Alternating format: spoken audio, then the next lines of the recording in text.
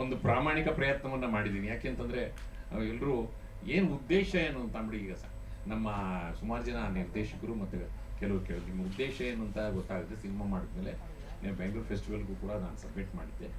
ಉದ್ದೇಶ ಏನು ಅಂತ ನನಗೆ ಉದ್ದೇಶ ನನಗೆ ಮನಸ್ಸಾಯಿತು.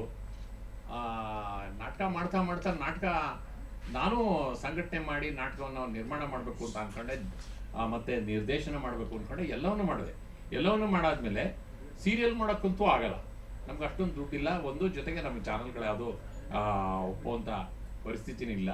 ಆದರೆ ಸಿನಿಮಾ ಮಾಡ್ಬೋದಲ್ಲ ಅಂತ. ಯಾಕೆ ಸಿನಿಮಾ ಮಾಡಬೇಕು ಅಂತ ನನ್ನ ಮನಸ್ಸು ಬಂತು ಅಂತಂದರೆ, ನನ್ನ ಗೆಳೆಯರಾದಂಥ ಪಿ ಶೇಷಾದ್ರಿ ಅವ್ರ ಜೊತೆ ಭಾಳಷ್ಟು ವರ್ಷಗಳಿಂದ ಒಡನಾಟ ಆಯಿತು. ಎಲ್ಲ ಸ್ನೇಹಿತರು ಗುರುಗಳ ಜೊತೆ ಒಡನಾಟ ಇದ್ದಿದ್ದ ಜೊತೆಗೆ ಅವ್ರ ಜೊತೆ ಒಡನಾಟ ಆಯಿತು. ಅವ್ರ ಜೊತೆ ಸೇರ್ಕೊಂಡು ಮುನ್ನುಡಿ ಮತ್ತು ಅತಿಥಿಯ ಜೊತೆಗೆ ಸಹ ನಿರ್ಮಾಪಕನಾಗಿ ನಾನು ಸುಮ್ಮನೆ ಒಂದು ಆಸೆ, ನಾನು ಜೊತೆಲಿರ್ಬೋದಾ, ಏನು ಸುರೇಶ್ ಜೊತೆಲಿರಿ ನೀವು, ಸರಿ ಆಮೇಲೆ ಒಟ್ಟಿಗೆ ದುಡ್ಡು ಹಾಕೋಣ ಅಂತ. ಅದು ಆಯಿತು. ಅದಾದಮೇಲೆ ಅದಕ್ಕಿಂತ ಮುಂಚೆ ಉಲ್ಟಾ ಪಲ್ಟಾ ಎನ್ ಎಸ್ ಶಂಕರ್ ಅವರು ಅಲ್ಲಿ ಸಹ ನಿರ್ಮಾಪಕನಾಗಬೇಕಾಗಿತ್ತು. ಯಾಕೋ ಆಗಲಿಲ್ಲ. ನಂತರ ಅವೆರಡು ಸಿನಿಮಾ ಆಗಿ ಅದು ಗೆದ್ದ ಮೇಲೆ ಸಿನಿಮಾ ಮಾಡೋಣ ಶೇಷಾದ್ರಿ ಅಂತ. ಆಮೇಲೆ ಅವರು ಭಾಳ ಬ್ಯುಸಿ ಆದರು, ಸಿನಿಮಾ ಮಾಡೋ ಪುರ್ಸೊತ್ತಲ್ಲಿ ಇರಲಿಲ್ಲ. ಅವರು ಸಿನಿಮಾಗಳನ್ನು ಮಾಡ್ಕೋತಾಯಿದ್ರು. ನಂತರ ನಾನು ನಿವೃತ್ತಿ ಆದಮೇಲೆ ಇಲ್ಲ ಮಾಡಬೇಕು ಅಂತ ಅಂದ್ಬಿಟ್ಟು ಶೇಷಾದ್ರಿ ಹತ್ರ ಕೂತ್ಕೊಂಡೆ, ಮಾಡೋಣ ಅಂತ. ಆವಾಗ ಸುರೇಶ್ ನನಗೆ ಒಳ್ಳೆ ಕಥೆಗಳು ಸಿಗ್ತಾ ಇಲ್ಲ, ಹಾಗೆ ಹೀಗೆ ಅಂತ ಅಂದ್ಕೊಂಡು ಮಾತಾಡ್ತಿದ್ರು. ಕೊನೆಗೆ ನನಗೆ ಒಂದು ಕತೆ ಹರೀಶ್ ಅವರು ತಂದಾಗ ನನಗೆ ಭಾಳ ಇಷ್ಟ ಆಯಿತು. ನನಗೆ ಇದನ್ನು ನಾನು ಮಾಡ್ಬೋದಾ ಅಂತ ಅಂದ್ಬಿಟ್ಟು ಇನ್ನು ಸ್ನೇಹಿತರೆಲ್ಲ ನಮ್ಮ ವೆಂಕಟೇಶ್ ಅಂತ ಅಂದ್ಬಿಟ್ಟು ಶೇಷಾದ್ರಿ ಅಂತ ಅಸೋಸಿಯೇಟ್ ಆಗಿದ್ದರು.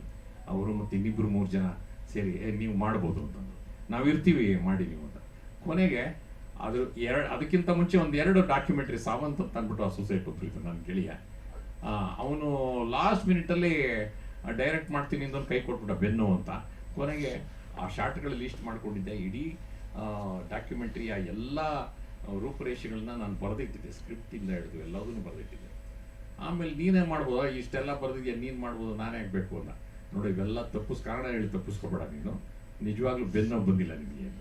ಕೊನೆಗೆ ಇಲ್ಲ ನಿಜವಾಗ್ಲೂ ಬೆನ್ನು ಅಂತ ಎಲ್ಲ ಮೆಡಿಕಲ್ ರಿಪೋರ್ಟ್ ತೋರಿಸ್ತಾ ಕೊನೆಗೆ ನಾನು ಅನಿವಾರ್ಯ ಹೋಗ್ಲೇಬೇಕಾಯ್ತು, ಅರ್ಜೆಂಟ್ ಇತ್ತು.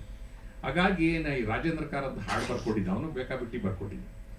ನಿನಗೆಲ್ಲ ನೀನು ದುಡ್ಡು ಕಳ್ಕೊತೀಯ ನೀನು ಅಷ್ಟೇ ಅಂತ ಅಂದ್ಬಿಟ್ಟು ಅಂತ. ನಾನೇ ನಿಮ್ಗೆ 50,000 ಕೊಡ್ಬೇಕು ಅನ್ನೋ ಗೊತ್ತಿಲ್ಲ, ಅವ್ರು 50,000 ಕೊಡ್ತಾರೆ, ನೀನು ಕಳ್ಕೊತೀಯ ಗೊತ್ತಿಲ್ಲ ಅಂತ ಅಂದ್ಬಿಟ್ಟು. ಹಾಡೆಲ್ಲ ನೋಡಿದ್ಮೇಲೆ ನನ್ನ ಅದು ಚಿತ್ರೀಕರಣ ಆದಮೇಲೆ ನೋಡಿ, ಪರವಾಗಿಲ್ಲ ಕಣ, ಒಂದು ಸ್ವಲ್ಪ ನಿನಗೊಂದು ಸ್ವಲ್ಪ ವಿಷನ್ ಇದೆ ಅಂತ. ಹೌದಾ ಅಂದ್ಬಿಟ್ಟೆ ನನಗೊಂದು ಸ್ವಲ್ಪ ಧೈರ್ಯ ಬರ್ತವೆ.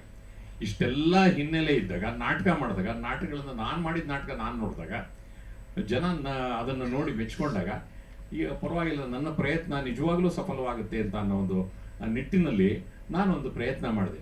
ನಾನು ಪ್ರಯತ್ನ ಮಾಡುವಾಗ ಬೇರೆಯವ್ರ ಹತ್ರ ದುಡ್ಡು ಕೇಳಿ ದುಡ್ಡು ಹಾಕಿ ಅಂದರೆ ಅವ್ರು ನಮ್ಮನ್ನು ನಂಬ್ತಾರ? ಖಂಡಿತ ನಂಬಲ್ಲ.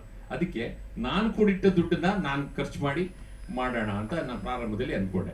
ಸ್ವಲ್ಪ ಖರ್ಚು ಮಾಡ್ಕೊಂಡು ಅದು ಇದು ನಾನು ಡಿಸ್ಕಷನ್ ಕೂತ್ಕೊಂಡಾಗ, ಬೇರೆ ತಯಾರಿಲಿದ್ದಾಗ ನಮ್ಮ ಮನೆಯವರು ಕೂಡ ಅಷ್ಟು ಗಂಭೀರವಾಗಿ ತಗೊಳ್ಳಿ, ಇವ್ರು ಏನೋ ನಾಟಕ ಮಾಡ್ತಾರೆ, ಇವ್ರು ಏನೋ ಮಾಡ್ತಾರೋ ಎಲ್ಲೋ ಗೊತ್ತಿಲ್ಲ ಅಂತ.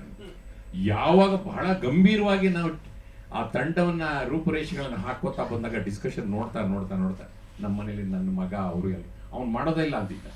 ನಮ್ಮನೆಯವ್ರು ಬಲವಂತ ಮಾಡಿ ಇದೊಂದು ಸಿನಿಮಾ ಮಾಡ್ಬಿಡಪ್ಪ, ಅಪ್ಪ ಮಾಡ್ತಾ ಇದ್ದಾರೆ, ಸಿನಿಮಾ ಮಾಡೋ ಅಂತ ಹೇಳಿ ಕೊನೆಗೆ ಮಾಡಿದ. ಅವನು 15 ಸಿನಿಮಾ ಮಾಡಿ ಯಾಕೋ ಒಂದು ಸ್ವಲ್ಪ ಉದಾಸೀನ ಅಲ್ಲ, ಬೇಸರದಲ್ಲಿದ್ದ, ನಾನು ಮಾಡಲ್ಲ ಇನ್ಮೇಲೆ ಅಂತ ಅಂದ್ಬಿಟ್ಟು. ಸೊ ಅವನಿಗೆ ಹೇಳಿ ಅವನು ಹುರಿದುಂಬಿಸಿ, ಪ್ರಾರಂಭದಲ್ಲಿ ಅವನು ಆಸಕ್ತಿನೇ ವಹಿಸಲಿಲ್ಲ. ಕೊನೆಗೆ ಸಿನಿಮಾ ಪ್ರಾರಂಭ ಆಗ್ತಾ ಎಲ್ಲರೂ, ಇಡೀ ಕುಟುಂಬದಲ್ಲಿ ಎಲ್ಲರೂ ಭಾಗವಹಿಸಿದ್ರು. ನೀನು ಯಾಕೆ ಮನೇಲಿರೋ ದುಡ್ಡು FD ಎಲ್ಲ ತೆಗೆದುಬಿಟ್ಟು ನೀನು ಖರ್ಚು ಮಾಡ್ತಿದ್ಯಾ ಅಂತ ಅವ್ರೇನು ಕೇಳಲಿಲ್ಲ. 10 ಲಕ್ಷ 15 ಲಕ್ಷ 20 ಲಕ್ಷದವರೆಗೂ ಬಂತು, ದುಡ್ಡೆಲ್ಲ ಖರ್ಚಾಯ್ತು. FDನಲ್ಲಿ ಇಟ್ಟಿದ್ದೆಲ್ಲ ಯಾಕೆ ಇಷ್ಟು ವರ್ಷ ಕಷ್ಟಪಟ್ಟಿದ್ದ ದುಡ್ಡನ್ನ ಇಟ್ಟಲ್ಲ, ಅದನ್ನು ಯಾಕೆ ತೆಗೆದ್ರಿ ಅಂತ ಅವ್ರು ಕೇಳಿಲ್ಲ.